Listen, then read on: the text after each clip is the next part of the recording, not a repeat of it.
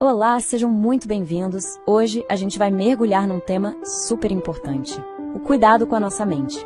Vamos explorar juntos uma jornada que conecta emoção, cognição e aprendizado. Tudo para a gente encontrar aquele tão sonhado equilíbrio interno. De que a cabeça diz uma coisa e o coração outra? Que a mente e as emoções estão numa verdadeira queda de braço? Pois é, às vezes o foco some, o estresse parece que vai dominar tudo. Quem nunca, né? Essa sensação, que é super comum, vai ser o nosso ponto de partida hoje para a gente entender como reencontrar harmonia. Então, vamos lá. Para começar a arrumar a casa, primeiro a gente precisa entender a bagunça, certo? O primeiro passo é exatamente esse: reconhecer os sinais de que a mente talvez não esteja no seu melhor momento. Olha só, ansiedade, estresse, aquela dificuldade de se concentrar, sabe? Falhas de atenção, esgotamento no trabalho, o famoso burnout, e até um certo declínio cognitivo com o tempo. Isso tudo não são coisas aleatórias. Na verdade, são como pequenos sinais de alerta, indicadores de que a mente pode estar pedindo uma ajudinha para se reorganizar. Tá, mas e aí? Como a gente lida com isso?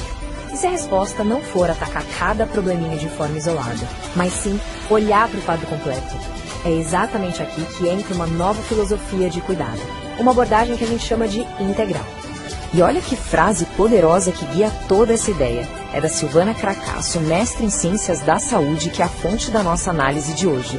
Acredito que toda mente pode aprender a se organizar e florescer. Isso é incrível, né? Traz uma mensagem muito forte de esperança, de que sempre existe um potencial de mudança e de crescimento, não importa qual seja o desafio. Ok, abordagem integral. Parece complexo, mas a ideia é bem simples, na verdade. Pensa assim, é um jeito de olhar para o ser humano como um todo. Não dá para separar o cérebro do corpo, da emoção, né? Tá tudo conectado. Então esse método, junto que a ciência tem de mais moderno, com um olhar bem humano, sabe? Que leva em conta a história de vida de cada um. E o legal é que essa visão não é só uma ideia bonita no papel, não.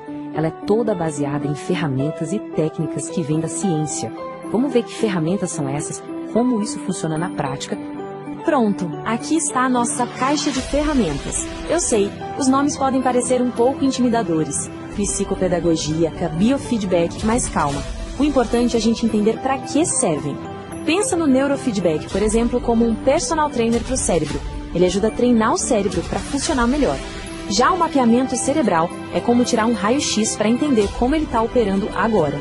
Cada uma dessas ferramentas ajuda a mapear, entender e, no fim, otimizar o nosso cérebro para que ele trabalhe com mais equilíbrio. E sabe o que é mais legal? Essa jornada de cuidado com a mente, ela não tem idade. Serve para todo mundo, se adaptando ao que cada fase da vida pede. Dá uma olhada nessa tabela, ela mostra isso muito bem. Para crianças e adolescentes, o foco muitas vezes é em superar desafios como o TDAH, dificuldades na escola, melhorar a concentração. Já para os adultos, as questões podem ser outras, como, reabilitação cognitiva, aprender a lidar melhor com as emoções, superar dependências. E quando a gente chega na terceira idade, o objetivo muda de novo. A ideia é prevenir o declínio cognitivo, manter a memória afiada, a autonomia. Ou seja, é um cuidado super personalizado para cada momento da vida. Isso não é uma jornada solitária, tá? O apoio vai além da pessoa. Ele abraça também a rede de apoio, como pais e educadores, oferecendo orientação e estratégias práticas. Porque no final das contas, o ambiente em que a gente vive faz toda a diferença para o nosso bem-estar, né? Ok, então a gente chegou num ponto bem importante.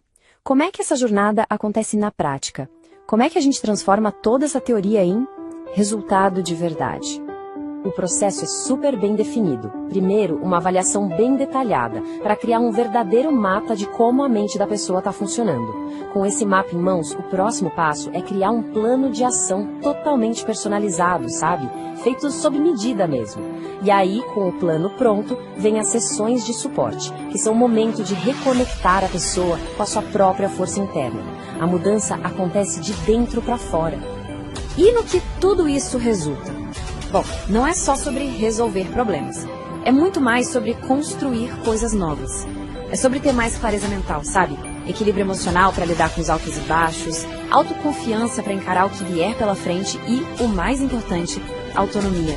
Autonomia para construir a própria vida. E para a gente ir fechando, essa frase resume tudo de uma forma linda. Cuidar da mente é um ato de confiança e respeito, não é luxo, gente. é um ato fundamental de respeito com a nossa própria história, com o nosso potencial, é de longe o melhor investimento que a gente pode fazer. E com isso, a gente fica com uma reflexão, né? Depois de tudo que a gente viu, qual seria o primeiro passo que alguém pode dar para fortalecer a própria mente? É uma pergunta para se pensar, porque a jornada de cada um é única.